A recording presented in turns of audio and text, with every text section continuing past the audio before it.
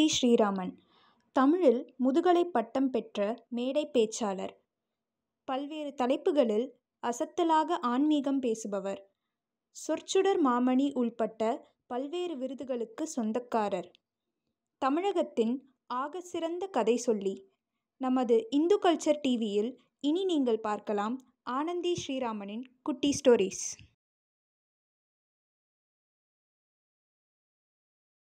வணக்கம், இது உங்கள் ஹிந்து கல்ச்சர் டிவி. நான் ஆனந்தி ஸ்ரீராமன்.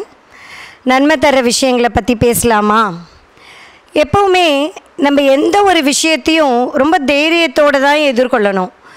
பயங்கர உணர்ச்சி சகஜம்தான், எல்லாருக்கும் வேண்டிய ஒரு விஷயந்தான். ஆனால் அது எந்த அளவுக்கு அந்த பயத்தோட அளவு இருக்கணுன்றதும் இருக்குது. நம்ம எப்போவுமே எல்லா விஷயத்துக்கும் ஆழ்மனசில் பயந்துக்கிட்டே இருந்தோன்னா ஒரு பிரச்சனைகளை எதிர்கொள்கிறதுக்கு அது எப்போவுமே நமக்கு ஒரு பலவீனத்தை தான் நமக்குள்ளே உண்டு பண்ணும். அதை பற்றி தெரிஞ்சுக்கிறதுக்கு ஒரு குட்டி ஸ்டோரிக்குள்ளே போகலாமா? ஒரு காடு ஒன்று இருந்தது. அந்த காட்டில் ஒரு முனிவர் இருந்தார். அந்த முனிவர்கிட்ட ஒரு எலி என்ன பண்ணிச்சு, கிட்ட ஓடி வந்தது.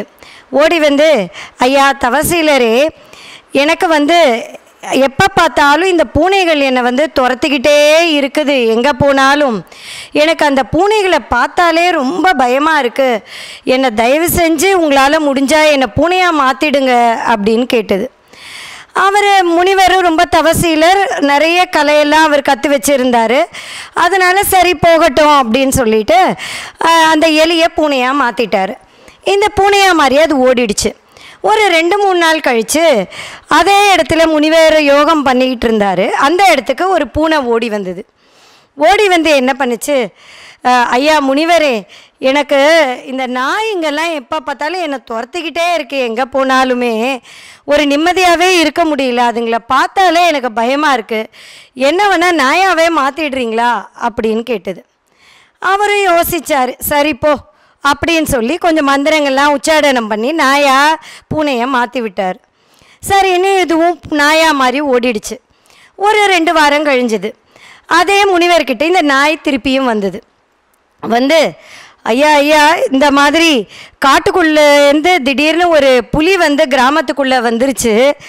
அது என்னை அப்படியே தாக்கிறதுக்கு வந்தது. உயிர் தப்பிச்சோம் பிழைச்சோன்னு நான் அப்படியே இங்கே ஓடி வந்துட்டேன். அதனால் நீங்கள் இந்த நாயாக இருக்கிறத விட என்ன வேணால் புலியாக மாற்றிடுறீங்களா அப்படின்னு கேட்டது. இவர் ஏற இறங்க பார்த்துட்டு, சரி உன்னை புலியாகவே மாற்றிடுறேன் போ அப்படின்னு சொல்லி கொஞ்சம் மந்திரங்களை ஜபிச்சு புலியாக மாற்றி அனுப்பி விட்டுறாரு. இது காட்டுக்குள்ளே புலியாக மாதிரி ஓடிடுச்சு. ஆச்சு, சில வாரங்கள் அப்படியே ஓடிச்சு.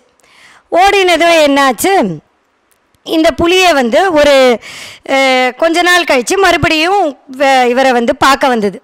வந்துட்டு என்ன உனக்கு பிரச்சனைன்னாரு. இல்லை, என்னை ஒரு ஹண்டர் துரத்திக்கிட்டே இருக்கான் என்னை பிடிக்கிறதுக்கு. 4 பக்கமும் வலைய வச்சு பல விதங்களை என்னை பிடிக்க பார்க்குறான். அவங்கிட்ட அகப்பட்டுருமோன்னு எனக்கு ரொம்ப பயமாக இருக்குது. என்னை அந்த ஹண்டராக அந்த வேட்டைக்காரனாக என்னை மாற்றிடுறீங்களா அப்படின்னு கேட்டது. இவருக்கு முடியலை முனிவருக்கு. சரிப்போ, சரி நீ அந்த வேட்டைக்காரனை மாதிரியே நீயும் மாறிடு அப்படின்னு அந்த புளியை வேட்டைக்காரன் மாதிரியே மாற்றி விட்டாச்சு. அவரை தான் இவர் மறுபடியும் நிஷ்டையில் அமர்ந்துட்டார். வேட்டைக்காரனா மாதிரி அவன் ஊருக்குள்ளே போயிட்டான். ஒரு சில மாதங்கள் அப்படியே கடந்துருச்சு. அந்த வேட்டைக்காரன் திருப்பியும் முனிவர்கிட்ட வந்தான். முனிவரே, எனக்கு இந்த மக்களோட இருக்கிறதுக்கே எனக்கு பிடிக்கல. ஒவ்வொருத்தர் ஒவ்வொரு மாதிரி நடந்துக்கிறாங்க. ரொம்ப என்னால் அவங்களோட இருக்கவே முடியல. சண்டை சச்சரவு, ரொம்ப எதிரிகள் தொல்லைன்னு இருக்குது. என்னால் முடியலைன்னா. அதுக்கு முனிவர் சொன்னார், இதுக்கு பிரச்சனை நீ எடுக்கிற அந்த உருவம் கிடையாது. நீ புலியை விட ஒரு நல்ல பலசாலியான மிருகம் இருக்குதா? மனுஷனை விட சிறந்த அறிவாளியானவ ஏதாவது ஜீவன் உலகத்தில் இருக்கா? எல்லா பிரச்சனையுமே உன் உள்ளுக்குள்ள அந்த ஆழ் மனசில் இருக்கிற அந்த பயம்தான். எந்த ஒரு விஷயத்தையும் நீ எதிர்கொள்கிறதுக்கு ரொம்ப பயப்படுற.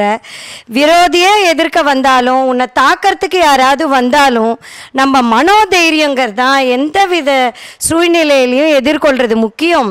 நீ உருவம்னா மாறி எடுத்தாலும் உன்னோட உள்ளத்தில் பய உணர்வு இருந்துக்கிட்டே இருக்குது.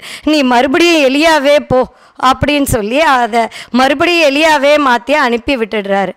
இதுலேருந்து நம்ம என்ன தெரிஞ்சுக்கிறோம் அப்படின்னு சொன்னாக்கா, எவ்வளோ ஒரு சங்கடமான சூழ்நிலையோ நம்ம போராடாத முடியாத சூழ்நிலை இருந்தால் கூட மனோதைரியத்தை விடவே கூடாது. நம்ம மனசில் பயம்ன்ற அந்த உணர்வு வந்துருச்சுன்னா நம்மளை ரொம்ப பலவீனக்காரர்களாக அது மாற்றிடும். நம்ம தெரிஞ்சுக்கிறோம். இதை மாதிரி நிறைய குட்டி ஸ்டோரிஸ்கள் நீங்கள் தெரிஞ்சுக்கணும் அப்படின்னு சொன்னாக்கா லைக் பண்ணுங்கள், ஷேர் பண்ணுங்கள், சப்ஸ்கிரைப் பண்ணுங்கள். நல்லதே நடக்கும், நன்மையே நடக்கும். மீண்டும் சந்திப்போம். நன்றி.